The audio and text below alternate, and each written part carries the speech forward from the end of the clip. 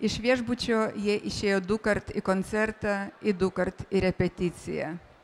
Visą kitą laiką praleido vieni, net kambarinę jų ramybės netrikdė. Angliškai santūriai pažymėjo žurnale, kad 218 sutvarkytas, jį nubarškėjo su savo vežimėliu tolin. O pasaulin grįžo tobula tvarka.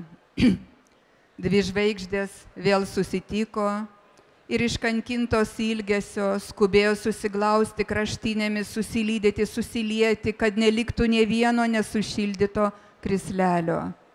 Ji nenorėjo kalbėti, jis neturėjo ką atsakyti. Taip, tarp jų apsigyveno nuostabioji tyla. Joje nebuvo kartelio, ne, tai buvo tyla karališka ir didinga.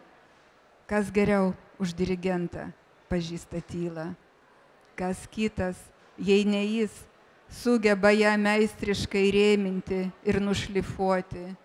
Tyla, dieviškoji šypsena, šventoji substancija, besiskleidžiantis žiedas, žemę skrodžiantis daigas, o tylos apglėbtas bučinys, tas seniai prarastas rojus, kai lūpos neišvaistė nė kruopelytės jėgų tuštiems plepalams.